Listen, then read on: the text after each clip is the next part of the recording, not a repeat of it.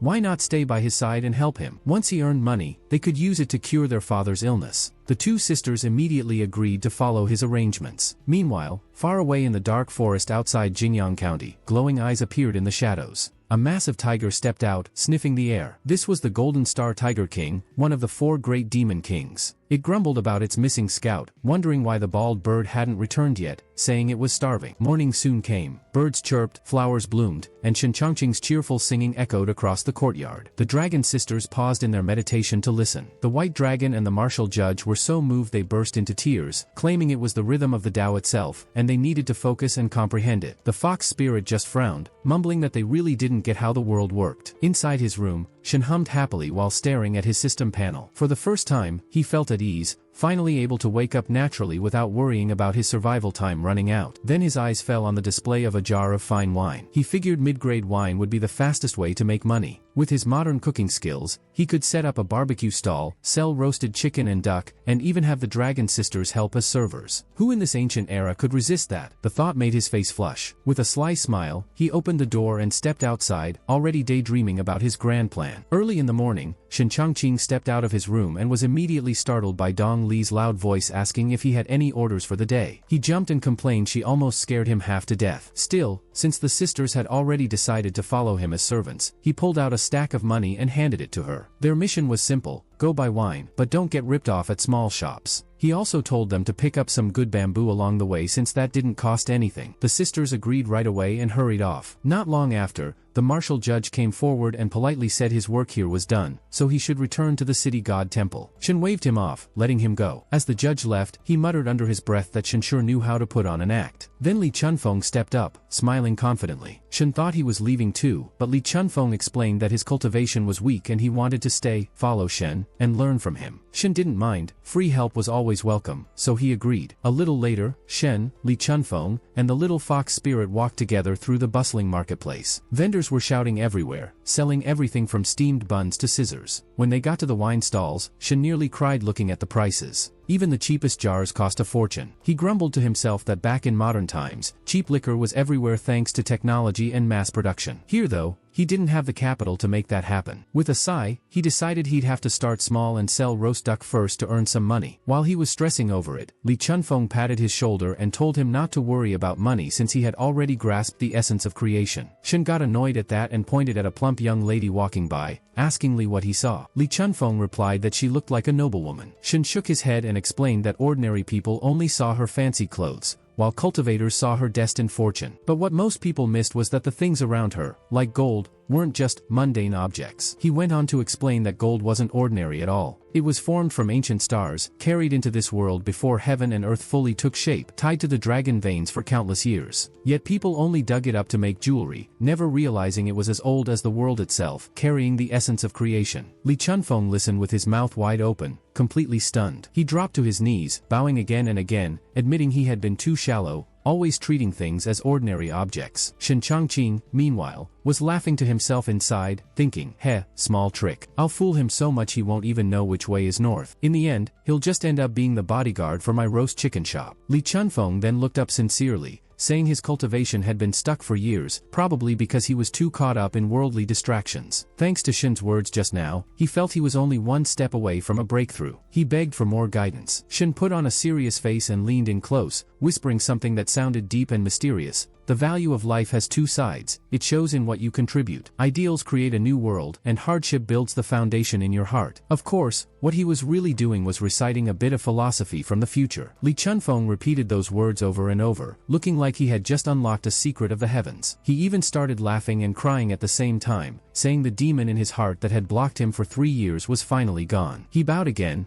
promising he would never forget these lines and would keep chanting them for life. Shen smiled smugly, thinking, future knowledge really works. This guy is totally hooked. Time to push a little further. So he asked Li Chunfeng a serious question. In this world, people could practice countless mystical arts to try and reach immortality. So why did so many still fight to become emperor instead? Li Chunfeng thought hard, then explained that of course rulers also wanted long life, but true immortality was nearly impossible. Even with cultivation, most people only lived a few decades longer, and very few reached 100. The word immortality was something people longed for, but almost no one achieved. The moment he finished, Shen Changqing's whole body seemed to glow. He chuckled and said, "Immortality? That's not so hard. If you think about it, I've already lived more than 1,000 years. Right now it's the Tang dynasty, but before I time traveled, it was already the 21st century. From then until now, that's at least 1,300 years of life." When Li Chunfeng heard that Shen Changqing had lived for more than 1,000 years, he was completely stunned. His face turned serious, and he thought, only an immortal could do that. He must be a celestial being. With that thought, he asked nervously if following the path of cultivation could also help him live forever. Shen Changqing hid his grin behind his fan, thinking, he's fallen for it, he. Then he turned away, trying to look all mysterious, and said that if Li Chunfeng followed him for 2 or 3 years, it wouldn't be a problem. Hearing this, Li Chunfeng was overjoyed, his eyes wide and sparkling like he'd just struck gold. He quickly asked if Shen would accept him as a disciple. Shen then put on a glow of white light and said he normally didn't take students, students, but since Li had shown determination, he'd reluctantly take him on as a registered disciple. Without hesitation, Li Chunfeng dropped to his knees in front of everyone, asking Shen to accept his bow. Shen immediately started sweating, waving his hands like, "Enough, enough, people are watching." He reminded him that he already had a master, Yuan Tiangong, so he wouldn't teach him Taoist techniques. But since he had called him master, he'd still take care of him, starting by asking him to carry some groceries. Soon, the two of them came back from the market with chickens and ducks in their arms. Li Chunfeng looked puzzled and asked if they were for dinner. Shen grinned and said this was his money-making secret, and Li would soon understand. Not long after, they were testing out the roasting oven. The ducks turned golden and crispy, the smell filling the air, making both their mouths water. Shen brushed honey over the skin, sprinkled spices, even poured some beer over it, turning the ducks into a mouth-watering masterpiece. By the time the sun had set, the two were still busy with the roast. Shen wiped his forehead and wondered why Dong Li and Little Qing hadn't come back yet. It was way too late for just buying wine. Just then, Magistrate Feng rushed in with 2 guards, panic written all over his face. Shen quickly helped him steady himself and asked what was wrong. The magistrate explained that something strange had happened at 10 Mile Village. The Hong family's old mansion was in chaos, and an entire household had been mysteriously finished off by a demon. When Shen Chongqing heard the word demon, his face instantly turned pale. "What, are you serious?" he asked, clearly unhappy. Not long after, he and Li Chunfeng arrived at the Hong family's mansion. The air was heavy with sorrow, neighbors whispering about how tragic it was that all 3 members of the Hong family were gone. Some said the place had always been haunted, that misfortune seemed to follow anyone nearby, and now this disaster proved it. Others quickly urged each other to leave before they too caught the same bad luck. Shen stood stiff, eyes wide, clearly shaken. He and Li Chunfeng went closer to look at the scene. The villagers kept muttering that it had to be the work of demons. Some even claimed 10 Mile Village used to be a giant tomb, and the Hong family had been living right on top of it, constantly surrounded by unclean energy. Magistrate Feng wiped his forehead nervously, admitting that strange deaths had been happening in the Hong family for years, but the officials never found the cause. Now with the entire household gone, things were completely out of control. He added that normally this would be a case for the Imperial Astronomical Bureau, but since the people were panicking, they needed Shen's help. Li Chunfeng immediately stepped up, assuring the magistrate that since he worked for the bureau, he couldn't ignore this. And with his master here, nothing bad could stand against them. Shen's face went dark at that. Inside, he was thinking, why are you dragging me into this? I never agreed to this mess. I'm not a ghost hunter, I just write. But out loud, he forced a smile and cleverly shifted the responsibility, praising his disciples' skills and suggesting that Li handle it as a test. Magistrate Feng, however, suddenly remembered something worse. He said some villagers had seen 2 young ladies from Shen's household taken away by demons. Shen quickly waved his hand, insisting it wasn't demons but probably wild animals. Then it hit him what Feng had just said. His eyes widened. "Wait, who did you say was captured?" Before anyone could answer, a shout rang out, ordering hunters to gather immediately. Meanwhile, in another location, the 2 dragon sisters were trapped, sitting on a pile of eerie white bones. The younger one trembled, whispering she didn't want to die. Her sister comforted her, saying not to worry, the immortal master would come. Just then, a loud, mocking laugh filled the air. The beast holding them, Man Shan, sneered at the mention of an immortal master. The older sister glared at him, warning him to let them go, declaring her identity as a princess of the Dragon Clan, daughter of the East Sea Dragon King. But Man Shan only laughed harder. He mocked her claim, saying it didn't matter who she was. He revealed his own background proudly. His father was the Tiger King Man Shan, one of the 4 great lords under the Black Mountain Great Immortal. And to him, weak Dragon Clan members were nothing more than spoils for his master's enjoyment. Little Qing was terrified, crying that she didn't want to become anyone's concubine. Meanwhile, at the edge of the forest, Shen Chongqing's group had already started their search. The hunters reported that they'd found fresh tiger tracks and were confident they could follow them straight to the beast's hiding place. Li Chunfeng, worried about the danger, told Shen that it was too risky to let the hunters get involved with such a fierce creature. But the hunters just laughed it off, proudly saying they had plenty of experience and had even hunted a tiger together last year. Shen sighed and rubbed his forehead, agreeing that the hunters were indeed skilled, but he couldn't stop worrying about Dong Li and Little Qing, whose safety was still unknown. After a while, the group came across a cave. The hunters quickly checked around and confirmed it was the only entrance. Plans were being made when Li Chunfeng pulled out his 8 trigrams compass. The moment he used it, the tool glowed with golden light, revealing the truth. The creature inside was no ordinary beast but the Golden Star Tiger King Man Shan, ranked on the Bureau's wanted list with a danger level of 4 stars. Li Chunfeng admitted to himself that he was no match for such a powerful enemy. Determined, he took out a glowing charm and began writing spells across the compass, setting up a formation to seal the monster inside. Just as he was deep into the ritual, a hand suddenly patted his shoulder. Startled, he spun around and saw Shen Chongqing. In that instant, the formation fizzled out. Shen casually told him to stop playing around and go help the others. Li Chunfeng protested, saying this wasn't a normal tiger but a dangerous demon king. Shen waved it off, saying they'd talk about magic later. After they caught the beast, he'd even teach Li some immortal realm techniques. Hearing that, Li's eyes lit up with excitement. Inside the cave, Manshan the tiger was snoozing on top of a pile of white bones, looking content. The two sisters nearby were drowsy too, but worry was written all over their faces. Suddenly, Dongli sniffed the air and woke up. She felt movement outside and whispered to her sister that many people had arrived. It had to be the immortal master coming to save them. Back outside, the rescue plan looked a bit unusual. Shen Changqing was holding a drum, and poor Li Chunfeng had been made to wear a tiger head costume. Li, completely unsure, asked if this plan could actually work. Shen just laughed and said, "We'll find out soon enough." Right after Shen Changqing shouted, he banged the drum and yelled for the tiger to come out. The noise was so loud that Manshan woke up, annoyed that someone dared disturb his nap. Shen tried to keep drumming happily, but something startled him, and he dropped everything with a loud, "Oh my!" Li Chunfeng, still stuck inside the tiger head, was so scared he nearly fainted. Everyone froze when they saw it. Manshan walked out of the cave, eyes glowing cold, looking huge and terrifying. The younger folks gasped, wondering how a beast could grow that big. But instead of panicking, Shen suddenly started doing a goofy lambada dance, shouting for Li Chunfeng to copy him. Li was sweating buckets, wondering if this so-called magic even worked, but still shook his hips like he was told. Under the moonlight, he even turned the tiger head to give a playful little pose. To everyone's shock, Manshan actually saw the tiger head as a cute tigress. His eyes lit up, and he rushed forward, totally smitten, trying to get close. Poor Li was inside thinking, what kind of trick is this? Since when could Master charm a demon king like this? But before he could figure it out, the tiger's sudden embrace nearly knocked him over. Meanwhile, Shen gave the signal, and hundreds of men jumped from the bushes. A giant net flew out, trying to trap Manshan, and right after that, archers fired wave after wave of arrows. Manshan roared in anger, calling the humans despicable, while arrows thudded into the ground dangerously close to Li Chunfeng. He screamed that he was still down there and begged not to get shot. Some hunters complained that the tiger's skin was so tough, the arrows barely went through. Others started daydreaming about how much the pelt would sell for if they brought it into the city. Shen, overhearing that, suddenly got excited too. His eyes lit up with dollar signs, thinking about how much money the skin was worth. Manshan grew furious and swung his claws, releasing waves of energy that knocked people back. In the chaos, Li Chunfeng's fake tiger head fell off, exposing him. He looked up nervously at the giant beast towering over him, forcing a shaky smile and greeting him awkwardly.